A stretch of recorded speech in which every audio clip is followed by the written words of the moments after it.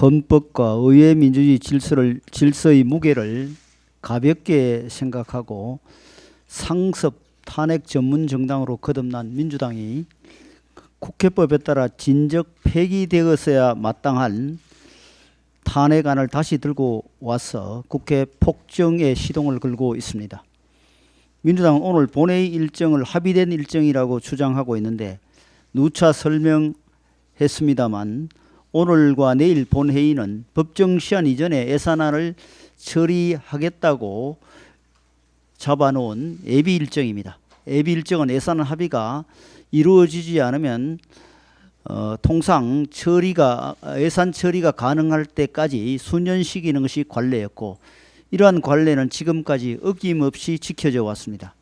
하지만 민주당은 이러한 여야 합의를 헌신짝처럼 내팽개치고 국회의장과 짬짬이하여 탄핵용 본회의를 열기로 한 것입니다. 이는 우리 75년 의정사 초유의 폭거입니다.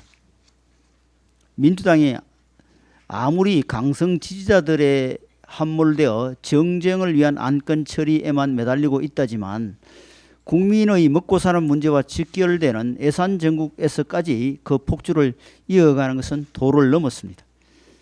여야가 신사협정을 맺은 게 불과 한 달 전입니다. 그 내용은 회의장에서 고성과 야유를 금지하기로 하는 등 외양적인 차원의 것이었지만 그 속에는 여야가 의회 정치를 복원해 국민의 신뢰를 회복하자는 뜻이 깃들어 있습니다.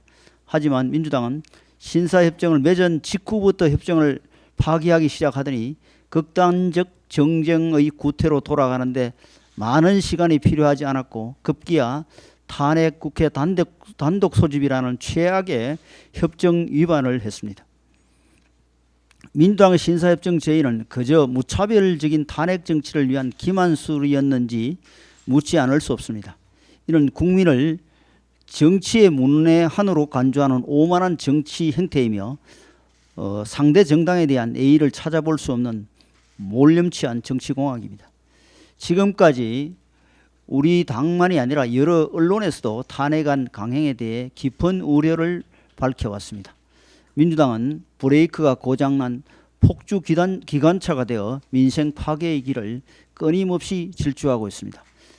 이번 탄핵안은 의사 일정뿐만 아니라 절차적으로도 문제를 가지고 있습니다.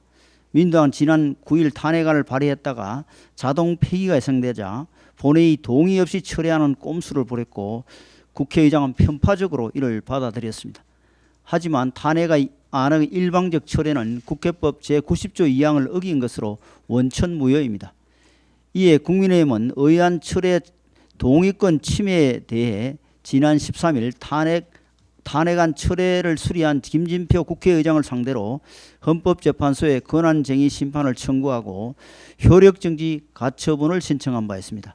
따라서 탄핵안 재발의는 권한쟁의 심판에 대한 판결 결과가 나오고 나서 결정하는 것이 바람직합니다. 하지만 현재는 소장의 공석으로 오늘까지도 재판 절차를 진행하지 못하고 있습니다.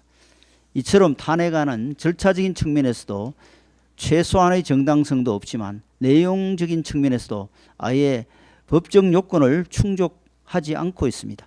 탄핵은 공직자의 파면을 정당화할 정도로 직무상 중대한 헌법이나 법률 위반이 있는 경우에만 가능한 것인데 이번 탄핵안은 이러한 최소한의 요건조차 갖추지 못했습니다. 오죽하면 민주당 내에서조차 국회에서 탄핵안이 통과되어도 실제 탄핵 결정이 나지는 않을 것이라는 얘기가 나오고 있습니다. 방통위원장에 대한 탄핵은 방통위의 기능을 마비시킴으로써 가짜뉴스를 마음껏 총선에 활용하기 위함이고 검사 탄핵은 당내 비리 사건을 조사하고 있는 검찰을 협박하기 위한 것이라는 것을 국민들께서 잘 알고 계십니다. 민주주의와 법치주의를 유지하기 위한 수단인 탄핵 소추권은 민주당의 남용으로 인해 그 무게가 한없이 가벼워졌고 정치 도구화되어 법치주의를 위협하는 지경에 다다랐습니다. 무리한 탄핵 시도로 국정을 소모적인 혼란에 빠뜨린 바 있음에도 한 번도 사과하거나 책임을 진 적이 없습니다. 하지만 그 책임이 어디로 사라지지 않습니다. 현명하신 국민들께서 매일 한 발씩 극단적으로 다가서고 있는 민주당을 객관적으로 지켜보시고 심판해 주시리라 믿습니다.